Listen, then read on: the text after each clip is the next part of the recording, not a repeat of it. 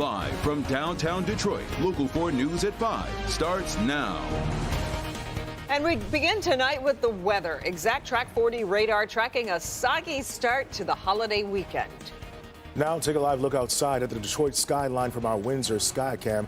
It's been a dreary day to round out the work week. And from the looks of it, that rain is going to be sticking around for at least a little while longer. Yeah, let's get over to Ron Hilliard. He's in for Kim Adams tonight with more on your forecast. Hi, Ron.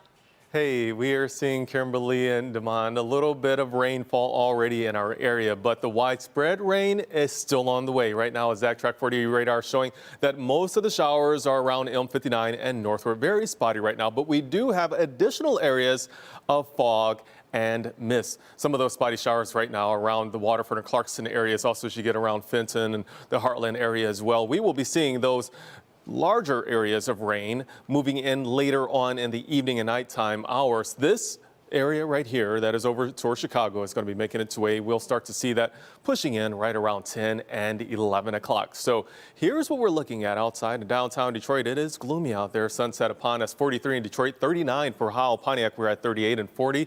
In Monroe, those winds mostly out of the east and southeast at around 5 miles per hour. We also see, as I mentioned, some areas of fog and mist. We see it especially around Oakland County. Pontiac, visibility is down under a mile right now.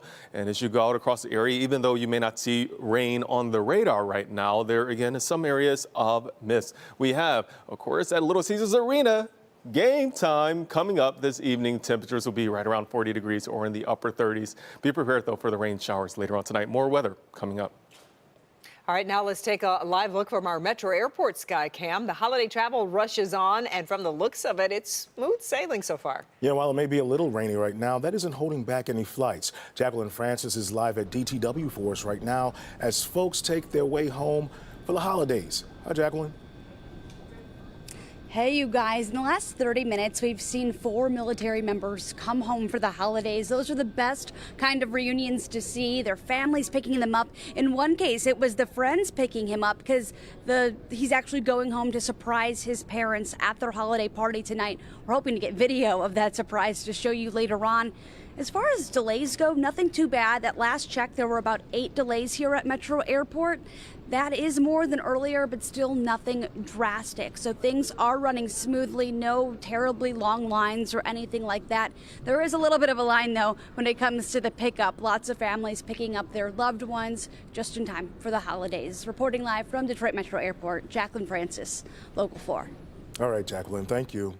Our other top story tonight, Michigan's Attorney General says a gas station near Metro Airport is on notice accused of price gouging. The BP station at Middle Belt and Wick Road sits right across from Metro's car rental return area. Sean Lay is live. Sean, you reached out to the gas station's owner. What does he have to say about this? A lot. We had a couple of conversations today. First of all, Metro over there, Avis there. Here's the BP. Follow me this way. He is saying there's a reason for his pricing here. If you've been around here, you've noticed the pricing as well at this particular BP. He says he's not changing his prices. Let's check them out right now. New touchscreens here. Let's go like this with the contrast. Here, $409 for regular. Silver here, mid-grade, $509. $609, haven't seen something break 5 and 6 here, for high octane. The Attorney General says she sent 2 investigators here after complaints this week, and she noted, and the investigators noted $4.75 a gallon here. She says that's excessive and price gouging. The owner tells me in no way this is price gouging, and here's what he means. Just 24 hours ago, Tom Roberts saw gas in San Antonio for $2.27 a gallon. When he stopped at the airport BP on Middle Belt, this price jumped out at him today. I couldn't believe how high it was. $4.09. And then the premium, I have to go look, was $6.09. I know, that's crazy. Michigan Attorney General Dana Nessel putting this station on notice to lower its gas prices. The state wants them to stop doing that. I don't blame them. The AG's office sending investigators here this week, documenting prices topping out at $4.75 per gallon. Samir Patel noticed more than $6 a gallon for premium. That's ridiculous. Would you get gas for that? No. But higher gas prices at this station or any near an airport is nothing new. People will pay more here to avoid a massive gas charge from rental car companies when they turn the car in. he did the rental, so we just, stopped here before driving back the vehicle. AG Nessel accusing the owner of this BP of price gouging. Owner Marvin Haydar points out price gouging is when you're the only gas station around charging higher prices. That's not the case here. We don't look at it as price gouging. I think price gouging is the state is out of gas, and we're the only one with gas, and we're charging an extreme price for gas. That's price gouging. I don't see this price gouging. This is our price. This is what we charge. This is our price. This is what we'll charge here. Regular $4.09 here today for regular. We went on Gas Buddy when we were on an area. We've seen prices between $2.75 below $3, as low as almost $2.35, guys. But he says this is the price. Look, Attorney General, she sent a long letter to the ownership here saying you got to respond by January 8th or some more action may come. She's hoping this will spur him to lower prices. He says absolutely not. You can shop around here. That's not gouging. If he's the only one in town, he's upping prices, that would be different. But he said you can stop here or you can go somewhere else and shop around. Back to you guys. Sean, so the BP owner also has other reasons why he says his price per gallon is higher. Talk about that. Yeah, follow me this way. So bright here, so clean, new shop, new touchscreens here. He sunk about $4 million into this place. So that goes into the price. The place has been very busy today. Most people say, yeah, okay, it's a little higher, a lot higher, but they say that's okay to get in and out, get to the airport, that type of thing. So we'll see if this continues with the Attorney General here because he says he's not changing his prices. Interesting. Okay, we know you'll keep us posted. Sean, thank you. Now to the story making national headlines tonight. A report claiming then President Trump called 2 Wayne County canvassers and pressured them to not certify the results of the 2020 election. And now a reaction into how much of a role he played in the election chaos in Wayne County is pouring in. Rod Maloney is live in the newsroom with what was said in that call and reaction to it. Hi, Rod. Hi. You could call this a controversy rebound because considering it was a national headline in the days after the 2020 election where the Wayne County Board of Canvassers flip-flopped on certifying the election, first voting no and then later voting yes. And we all knew that these canvassers took a call from President Trump back then. And it's the contents of that call now that is causing still more headlines. The 2 Wayne County Republican Board of Canvassers members in 2020 were Monica Palmer of Grosse Pointe Woods, who said in November 2020, I could not in good conscience certify numbers that I know there's no answers to. And the now deceased William Hartman of Wyandotte, who admitted at the time that President Trump and Republican National Committee Chairwoman Ronna Romney McDaniel did call them as they sat in Palmer's car the night of the election canvass, saying, it was basically a thank you call. That's what it was all about.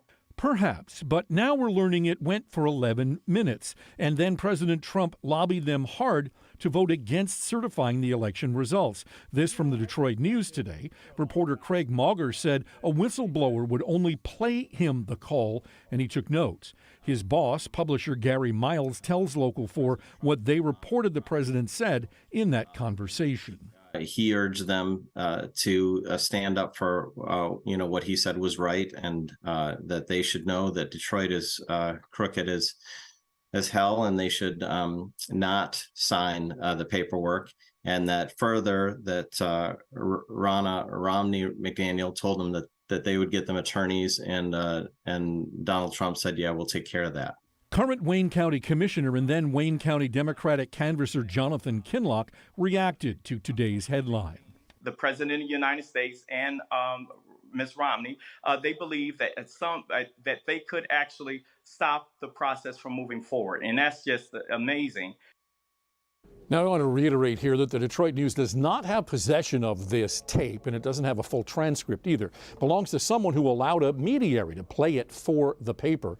Whether that becomes further in terms of a legal issue and the legal cases brought against the president remains a big question tonight. All right, Rod, so what's the Trump campaign saying on this? Well, we were able to get a hold of the Trump media relations manager, the Trump campaign, and he didn't return our call or get back to us, though we tried. And but the paper had this to say. It said actions were taken in furtherance of his duty as president of the United States to faithfully take care of the laws and ensure election integrity, including investigating the rigged and stolen 2020 presidential election. All right, thanks, Rod. Okay, folks, we are all in on these Detroit Lions and counting down to this weekend's game against the Vikings. So, it's simple. Win and the Lions are into the playoffs. Now, Hobie is here now ahead of the big Christmas Eve matchup. How's it looking, Hobie? And there's much more at stake than just getting into the playoffs with this game. Well, if the Lions win on Sunday, it'll be a double dose of history. They could clinch a playoff spot for the first time in 9 years, but even bigger than that, the Lions would lock down the division. They've never won the NFC North. The last time they were division champions, it was still the NFC Central in 1993. It's a season that's really breathing new life into this fan base and organization. But for the team itself, there's no new air in the locker room this week, leaning on what's got them to this point to win again on Sunday. There's a good energy about it. Guys are working, they're accountable. And so in some regards, it's like any other week, which is the way you want it. It should be that way. It's business as usual, handle the details, understand the game plan. And so we've had 2 good practices here. A kickoff is coming up on Christmas Eve at 1 o'clock against a Vikings team that won the division a year ago. This Vikings team, though, in a lot of trouble right now, 7-7, down multiple starters, but still, the Lions have not won at U.S. Bank Stadium in Minneapolis since 2017. Yeah. So that's another layer to this challenge for this team. And they're going to be hungry. Okay. Yes, it will. Thank you, Hobie.